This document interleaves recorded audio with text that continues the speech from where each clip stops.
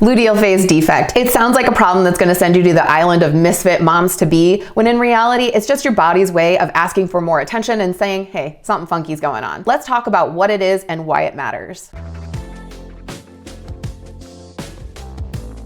If this is your first time here, my name is Whitney. I'm a fertility dietitian and coach, and I help busy women just like you get out of the Google spiral and get pregnant. As a board certified food and fertility nerd, I've helped hundreds of women figure out their fertility so they can grow the family of their dreams. Today, in part one of a two-part series, I'm going to talk about what luteal phase defect is, why it is essential, and why it could be the missing puzzle piece in growing your family this year. As always, this video is meant for educational purposes only and not meant to be a replacement for medical advice. First up, what is your luteal phase? Your luteal phase is the second half of your cycle. It's the length of time between ovulation and when you get your period. And if it is too short, that is considered a luteal phase defect. According to the American College of Reproductive Medicine, a luteal phase defect is diagnosed with a progesterone level less than 10 nanograms per milliliter 7 days after ovulation. Now, I'll be honest, in my experience, working in this field for 6 years, most doctors diagnose it based on length of time rather than just that reading alone.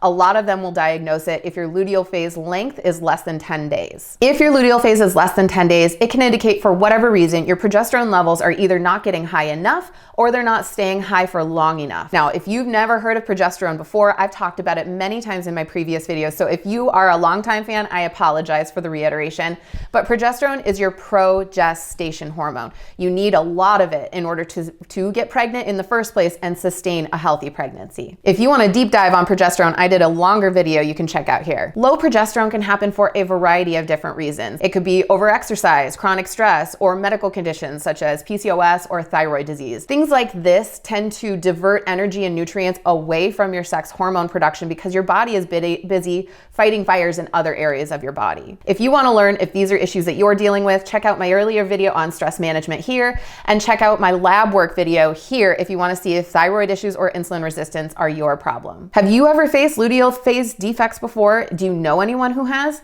If so, comment below and let's talk about it. Now, if you can't tell already, a healthy luteal phase is critical in order for your body to get pregnant and stay pregnant. Because if you don't have a long enough luteal phase, a fertilized egg does not have time to travel from the fallopian tube to the uterine lining and implant, because the uterine lining is going to get shed before it has time to do that. In addition to its impact on pregnancy outcomes, low progesterone or luteal phase defect can also increase things like anxiety, depression, and PMS symptoms. So it's not just a fertility or pregnancy issue, it's a quality of life issue for all cycling women. Now, ideally, your luteal phase should last at least 11 days, but I like it better at 12 to 14 days. This means your body has plenty of time for a fertilized egg to travel all the way down into the uterus and implant in the lining, and lots of time for your body to start pumping up that pregnancy supporting progesterone. Now, if you have no idea what's going on with your luteal phase, this is where tracking your cycles is very important. And I'm not just talking about tracking the beginning and end of your cycles in the Flow app or Glow app, or I don't know, they all kind of rhyme. This is where tracking your basal body temperature and fertile mucus can come in handy.